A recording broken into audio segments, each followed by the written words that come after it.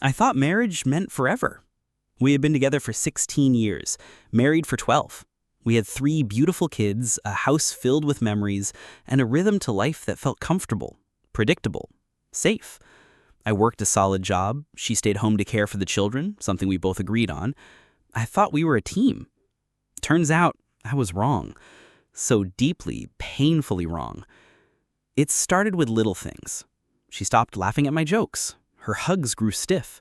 Her eyes, once soft and familiar, now looked distant, like she was living in another world. I blamed stress, parenting fatigue, even hormones. I did everything I could to keep things together. Date nights, flowers, small surprises. But she was already gone. I didn't realize just how far she drifted until one day our 10-year-old son said something that froze me. "Mom said she's happier when you're not home." I stared at him, stunned. I brushed it off, but my heart didn't. That night, I looked through our shared tablet, one we used for the kids. I wasn't trying to snoop. I just wanted to prove my fear wrong. But it backfired. Messages, photos, long chains of chats with a man I didn't know. It wasn't just an affair. It was a second life. She had been seeing him for over 2 years, a coworker, 10 years younger. He had no kids, no commitments. She said he made her feel seen, that I had turned into a roommate, a wallet, a chore list. Their conversations were full of mockery about me, our life, even the kids. She sent photos from our family vacations. She said she felt trapped as a mother, that she wanted freedom. And he promised her that. What gutted me most wasn't the betrayal. It was her willingness to involve our children. He had met them, played games with them, even picked them up from school when I was away at a conference. Our daughter once thought he was a family friend. My wife let it all happen like I was just an extra, an unwanted background character in my own home. I confronted her, shaking. She didn't deny it. She didn't even cry. She just shrugged and said, "I don't love you anymore. I haven't for years." My hands trembled.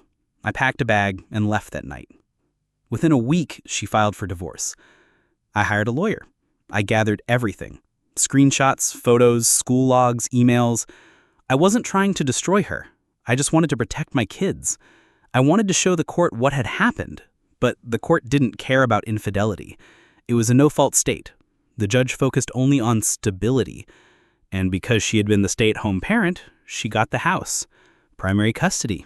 My time with the kids was limited to alternating weekends and one dinner a week. That's when their real pain began. She told our kids I abandoned them. She painted herself as the strong single mom and me as the distant, selfish father. My daughter wouldn't speak to me.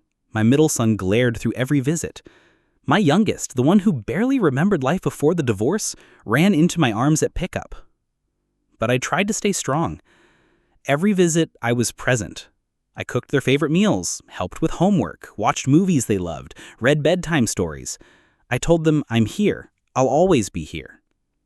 Slowly, the walls started to crack. My daughter, who once ignored me, started texting again.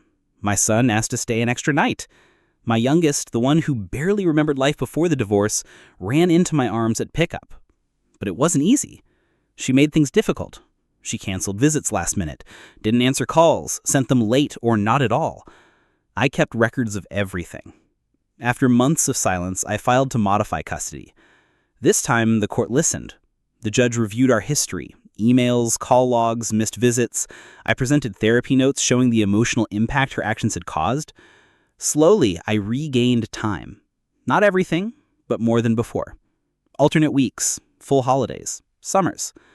I moved into a small 2-bedroom apartment, made space for each of them. I framed their drawings, hung up their pictures. I let them help choose the paint color. I didn't just make it livable, I made it home. To this day, I don't badmouth her to the kids. I never will. What matters is not who broke what, but who stayed to rebuild it. And I stayed. I don't hate her anymore. I pity her. She traded a family for a fantasy. And now she shares holidays with someone who doesn't understand what fatherhood means. But me, I show up. I drive them to practice. I attend their plays. I sit through every school meeting and parent conference.